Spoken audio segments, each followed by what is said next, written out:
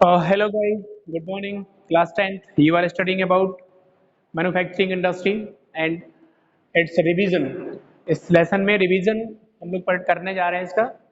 और इसमें मैन्युफैक्चरिंग का सीधा मतलब होता है किसी डायरेक्ट रिसोर्स से, किसी रॉ मटेरियल से हम कोई एक वैल्यूएबल, हम एक रेडी कोई प्रोडक्ट रेडी कर दें। हम एक रेडी प्रोडक्ट का मतलब होता है तैयार कर दें जो डायरेक्टली यूज के लिए रेडी हो जाए।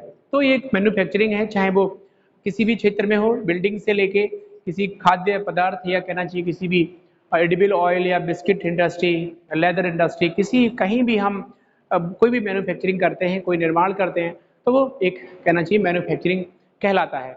दूसरी चीज़, एक बैकबोन भी है किसी भी देश की इकोनॉमी में। मेरे ख्याल से कि किसी भी देश की इकोनॉमी को बूम करने में उसके उसकी मैन्युफैक्चरिंग का बहुत एक रोल होता है। अब देखो कैसे होता है। सपोज दैट अभी हमने कल बोला था कि मैन्युफैक्चरिंग भारत में या पूरी दुनिया में किसी भी देश का एक बैकबोन होता है। इस कथन की पुष्टि कीजिए, satisfy this statement. Question paper में ऐसे ही तो क्वेश्चन आते हैं कि satisfy this statement that manufacturing having a lead role और is a backbone of the national economy. तो कैसे आप सिद्ध करेंगे, कैसे आप प्रूव करेंगे इस चीज को? डायरेक्टली आप दिखाएंगे वी हैविंग आउट ऑफ मतलब इनॉर्मस रिसोर्सेज, हमारे पास इनॉर्मस रिसोर्सेज हैं, लेकिन we are unable to convert the valuable product. तो फिर क्या करेंगे हम? कुछ नहीं, रिसोर्स ही है हमारे पास, बने रहे, हमें कुछ बनाने नहीं आता। हमारे पास कच्चा माल है लेकिन हम उसको कन्वर्ट करना नहीं आता। स्कूलिंग एग्जाम्पल मैं ले लूँ, मैन्युफैक्चरिंग ही है ये। कोई भी मैन्युफैक्चरिंग इंडस्ट्री ले लीजिए, अगर कच्चा माल अगर पास रखा, आप एक इंडस्ट्रियलिस्ट हैं, आप शुगर बनाते हैं, आपने गन्ना मंगवा लिया, शुगर केन आपने एक्सपोर्ट कर लिया, ठीक है, लेकिन हो सकता है कि एक महीने के लिए मशीनें खराब हो गई, फिर क्या करेंगे? माल तो खराब हो गया ना, रॉ मटेरियल तो चला गया। या आपको आपके पास शुगर केन की अवेलेबिलिटी बहुत है, एक लार्ज क्वांटिटी में है, लेकिन you are unable to make the sugar, fail. Definitely आपको you have to know about the manufacturing. आपको मैन्युफैक्चर करना ही होगा अगर आपको एक्सपोर्ट बढ़ाना है, दुनिया के और देशों को अपनी तरफ अट्रैक्ट करना है, तो क्या करना पड़ेगा? मैन्युफैक्चरिंग करना पड़ेगा। सो इसका सिग्निफिकेंस रोल है, you can say this manufacturing having a significance और importance role in a national economy, किसी भी देश की नेशनल इकोनॉमी में। इसीलिए मैन्युफैक्चरिंग का बहुत बड़ा अहम योगदान होता है। और इसमें जो heavy dependency of the agriculture, जितने भी लेबर है इंडिया में, अपन को पता है कि आधी से अधिक लोग इस पे काम करते हैं प्राइमरी सेक्टर में, तो एक रिड्यूस करता है, मतलब डिपेंडेंसी को रिड्यूस करेगा, पॉवर्टी को रिमूव करेगा, एम्प्लॉयमेंट को इंक्रीज करेगा। तीन बातें हैं, रटना नहीं है इसमें। जब इंडस्ट्रियलाइजेशन होगा तो अगर जो कृषि कार्य जो लोग कर रहे हैं या उसमें उनको ज़्यादा प्रॉफिट नहीं हो रहा, तो क्या करेंगे? वो उस काम को रिमूव करके दूसरे में चले आएंगे। देखना, हमने यही तो कह दिया भैया, जो मैन्युफैक्चरिंग है वो क्या कहलाती है? मैन्युफैक्चरिंग इंडस्ट्री है। जैसे मैन्युफैक्चरिंग,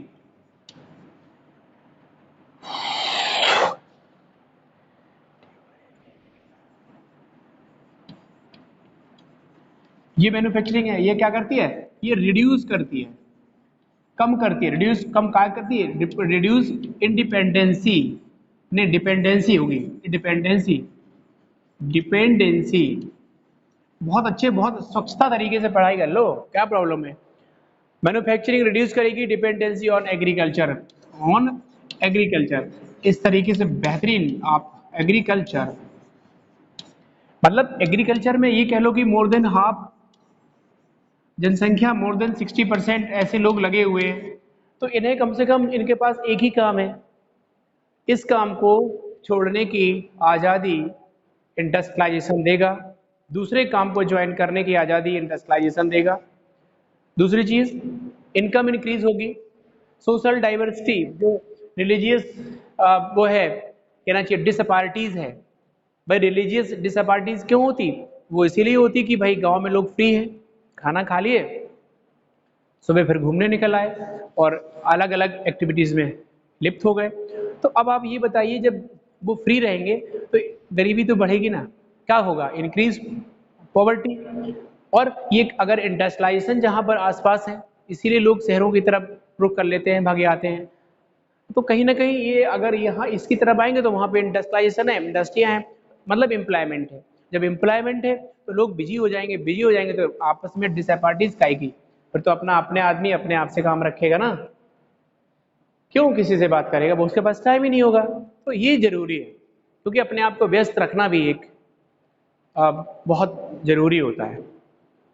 इसका सिग्निफिकेंस आपने पढ़ लिया। इसका अगला हो जाएगा आपका contribution of industry national economy. Contribution भी देख लीजिए, कंट्रीब्यूशन इसका बहुत अच्छा कंट्रीब्यूशन है। कंट्रीब्यूशन में हमने कह दिया इसका जो है पूरा 27% इंडस्ट्री का कंट्रीब्यूशन है, इनमें से 17% मैन्युफैक्चरिंग अकेले का है, 10% माइनिंग आइनिंग का है, 10% डिफरेंट का है।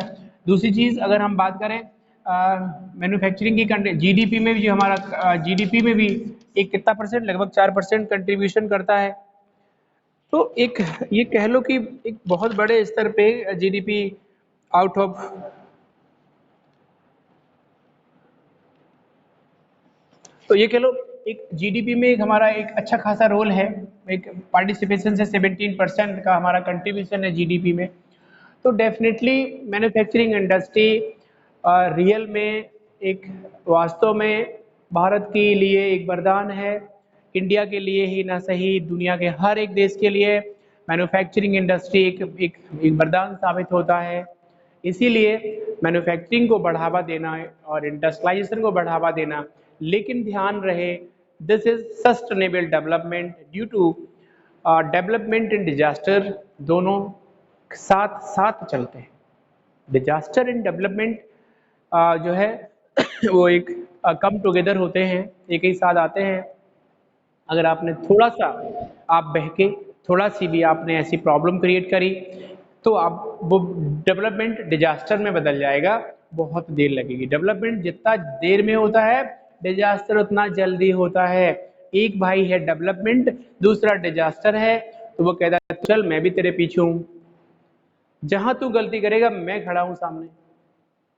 तो ये इससे भी बचना होगा, तो सस्टेनेबल का यूटिलाइज करना पड़ेगा, हमें डेवलपमेंट तो करना पड़ेगा लेकिन बच कर करना पड़ेगा ताकि एनवायरमेंटल डिग्रेडेशन ना हो। Is it clear? ये बात हो गई क्लियर। इसके बाद इंडस्ट्रियल लोकेशन अपन लोग पढ़ रहे थे, दिस इज इंडस्ट्रियल लोकेशन, बढ़िया क्वेश्चन है। इंडस्ट्रियल लोकेशन,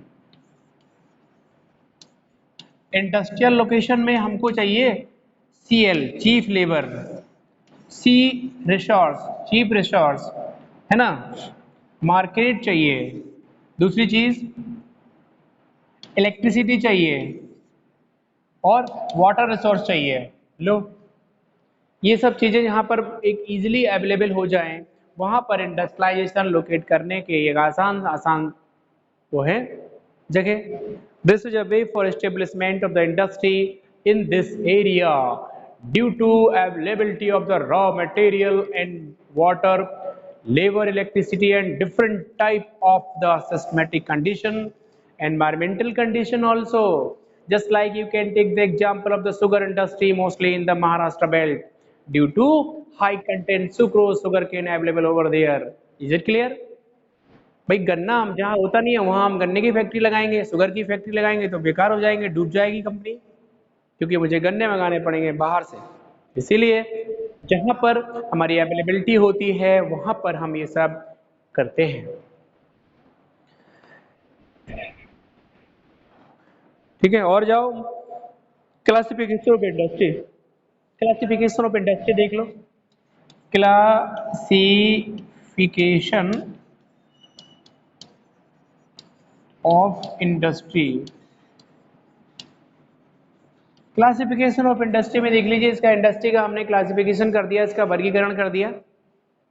इसमें एग्रो बेस्ड जितने भी फूड प्रोडक्ट बनते हैं, जितने भी टेक्सटाइल इंडस्ट्री है, cotton, jute, rubber, T, coffee और तुम्हारा ओपियम और जितने भी इंडस्ट्री हैं फूड ग्रेन की हैं, all these industry belonging to the agriculture और एग्रो इंडस्ट्री।